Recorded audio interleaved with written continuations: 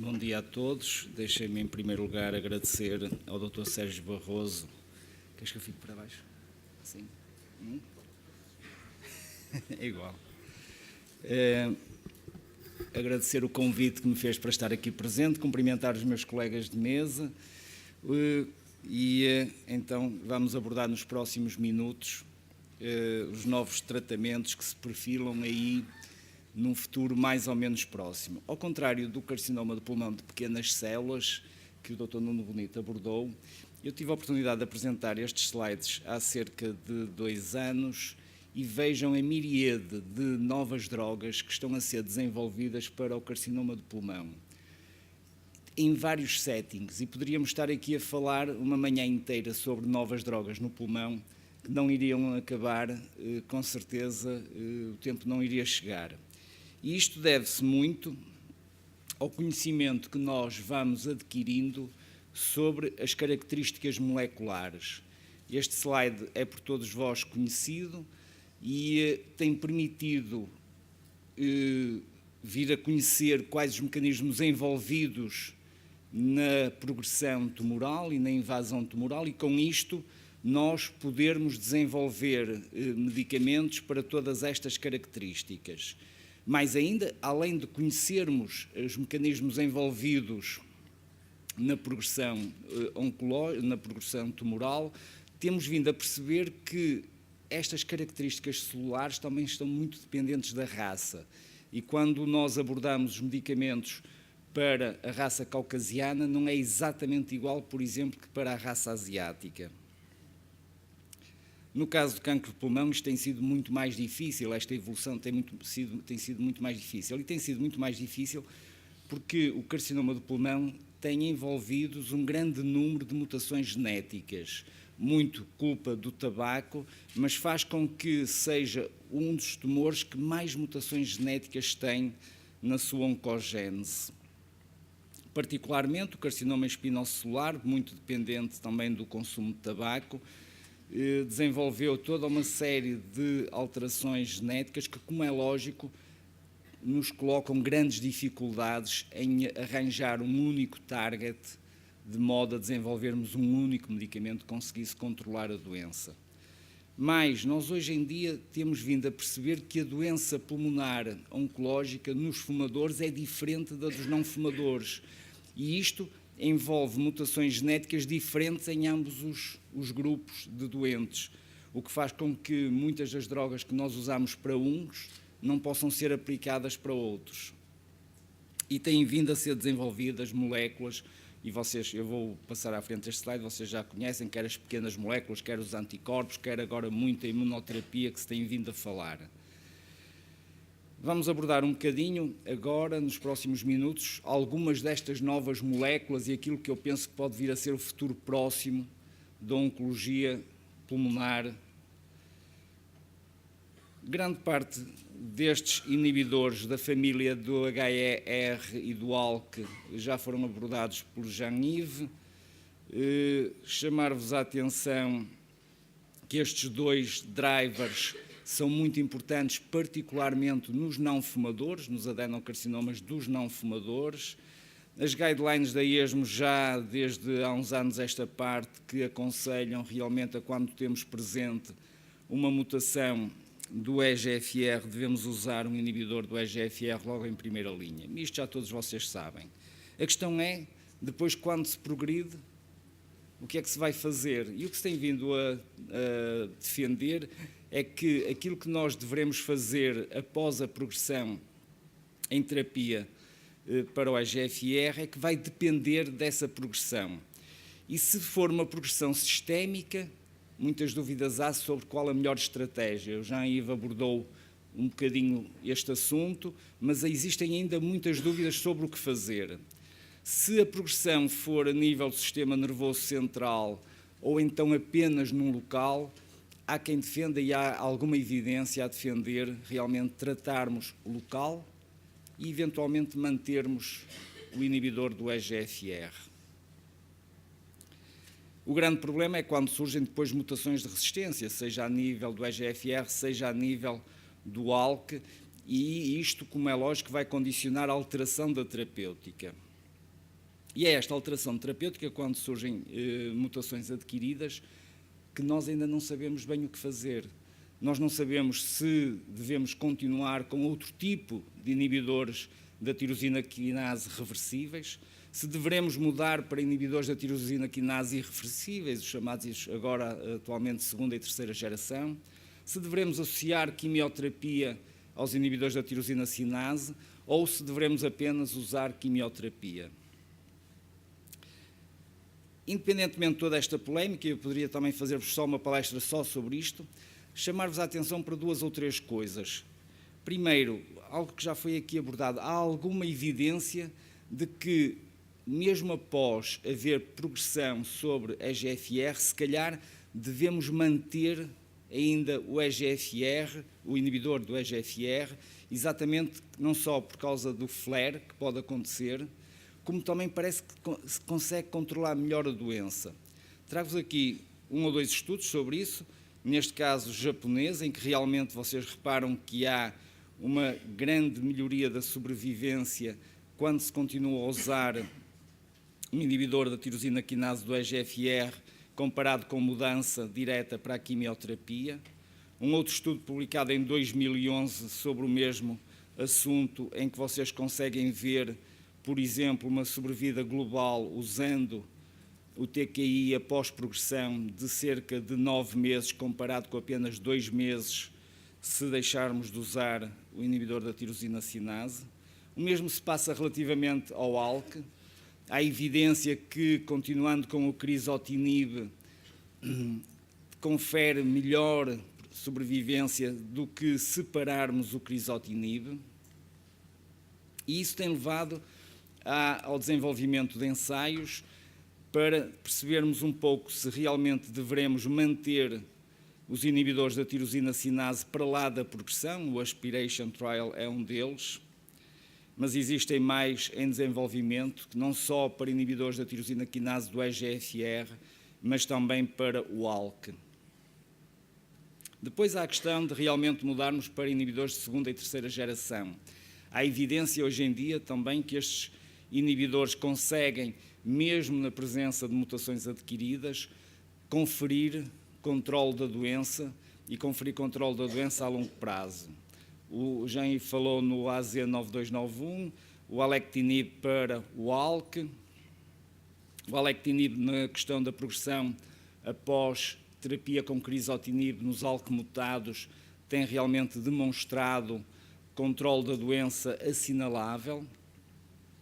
O ceritinib, o LDK378, saiu esta semana na New England este estudo com um controle da doença, como vocês veem, não só aqui na waterplot, um controle da doença assinalável após tratamento com crizotinib, com respostas completas, 1%, apesar de tudo, com respostas parciais de 57%, com estabilização da doença em 22% dos doentes, com uma taxa de resposta global de 58% e com uma overall survival rate aos 12 meses de 65%, que é assinalável neste tipo de doentes. Falando um bocado nas mutações do HR2, elas também são relativamente frequentes, conta-se à volta entre 3% a 5% de mutados no HR2, e isto tem vindo também a haver estudos com a utilização de, por exemplo, trastuzumab, e estes estudos têm demonstrado taxas de resposta na casa dos 50%, o que também são taxas de resposta muito interessantes.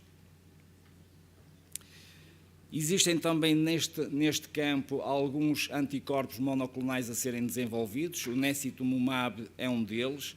O necitumumab tem vindo a ser combinado com quimioterapia, cisplatina e pemetrexedo nos não escamosos, cisplatina e gencitabina nos escamosos. Aguardam-se resultados, embora já se saiba alguns dos resultados que têm vindo a serem encontrados, mas aguarda-se a publicação dos resultados destes estudos. Nos escamosos com cisplatina e gencitabina e depois a manutenção do necitumumab, um bocado à semelhança do que foi feito, por exemplo, com o bevacizumab.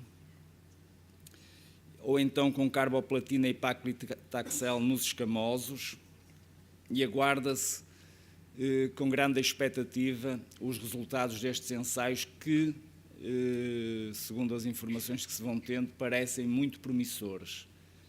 Relativamente aos inibidores do ROS1, nós temos utilizado muito a crizotinib. O crizotinib tem também uma ação muito interessante nos doentes com ROS1 mutado e têm vindo a ser desenvolvidos uma série de estudos neste campo.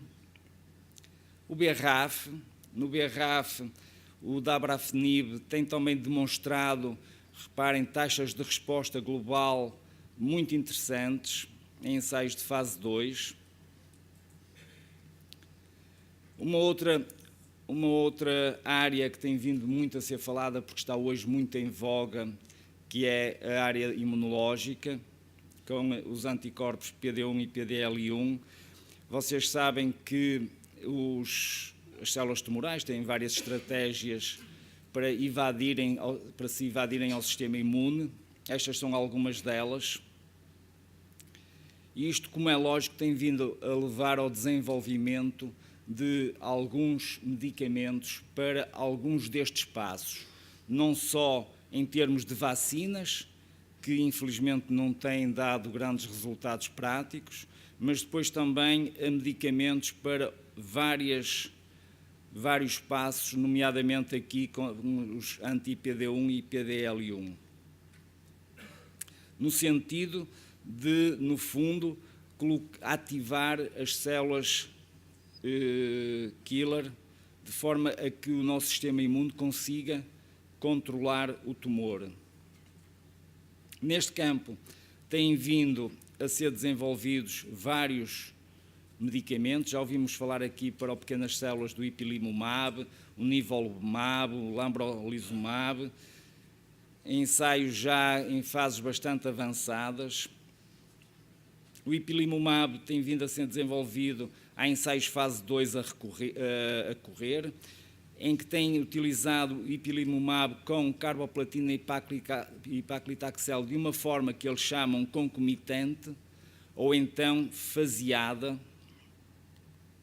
Infelizmente, os resultados que publicaram no JCO de há cerca de 2 anos não foram muito animadores, não havendo grande benefício entre o controle e a utilização do ipilimumab. No entanto, têm vindo a se desenvolver estudos no escamoso, com carboplatina e paclitaxel.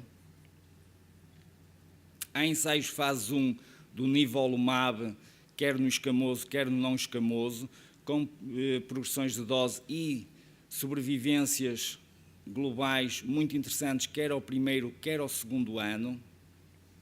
E lembrem-se que isto são doentes multitratados. E isto levou a um ensaio de fase 3 no escamoso, em segunda linha, comparativamente com o docetaxel. O lambrolizumab é outro dos medicamentos que também está a ser estudado, em segunda linha, inicialmente, após terapias sistémicas, já, quimioterapia. Aguardam-se também mais resultados. Em segunda linha, o lambrolizumab tem mostrado taxas de resposta muito interessantes, reparem, 24% à volta disso, com sobrevivências livres de progressão na casa das 9 semanas e sobrevivências globais medianas na casa das 51 semanas, mas mais que isso, aqueles que respondem têm respostas muito prolongadas a este medicamento. E, portanto, também se aguardam os resultados destes ensaios de fase 3. Relativamente ao MET, no MET tem havido quer pequenas moléculas, quer anticorpos a serem desenvolvidos. O tivantinib tem vindo a ser desenvolvido com o erlotinib. O que é que se tem visto? Tem-se visto que, em termos globais, não traz benefício acentuado quando comparado com o placebo. Mas quando vamos analisar a população RAS mutada, realmente o tivantinib tem vindo a ser francamente melhor que o placebo. E isto fez desenvolver um estudo de fase 3, tivantinib mais erlotinib versus erlotinib, em, reparem, segundas ou terceiras linhas, em que os doentes são estratificados quer pelo estado mutacional do EGFR, quer pelo KRAS, no sentido de se avaliar a sobrevivência global na população em geral e depois a sobrevivência global nos EGFR mutados, no sentido de tentarmos perceber um pouco melhor estas interações. Alguns já resultados deste estudo que vos trago aqui, em que realmente na população global, mais uma vez, não houve diferenças estatisticamente significativas da utilização do tivantinib com o erlotinib, mas quando eles fizeram a estratificação por populações, nos KRAS mutados, parece que o tivantinib é realmente eficaz e isto é uma área que tem que ser desenvolvida nos próximos tempos. O anticorpo que tem vindo a ser desenvolvido nesta área é o onartuzumab. O onartuzumab também tem vindo a ser desenvolvido em combinação com o erlotinib. Neste caso, o diagnóstico tem sido feito por imunohistoquímica do MET, em que é classificado como positivo ou negativo. E se na população global o onartuzumab com o erlotinib também não demonstrou eficácia acrescida relativamente ao placebo, quando vamos ver na população MET positiva, parece que há realmente uma maior eficácia do onartuzumab e que, eventualmente, isto será uma área a vir a ser desenvolvida nos próximos tempos. Tem está a decorrer os ensaios MET-Lang, exatamente estratificado para a população MET positiva, e isto poderá vir a dar resultados no futuro muito, muito interessantes. Relativamente à angiogénese e ao VEGF-R2, têm vindo a ser desenvolvidos anticorpos monoclonais, um bocado à imagem do cetuximab, neste caso é o ramucirumab. O ramucirumab é um anticorpo monoclonal que também tem dado resultados muito interessantes. Estão a decorrer ensaios de fase 3 de ramucirumab em segunda linha com o docetaxel, da qual também se esperam resultados a curto prazo. E tudo isto porquê? Porque realmente o tumor, e nomeadamente o tumor pulmonar, é uma doença altamente heterogénea. Altamente heterogénea porque muitas vezes a própria terapia induz alterações genéticas no tumor.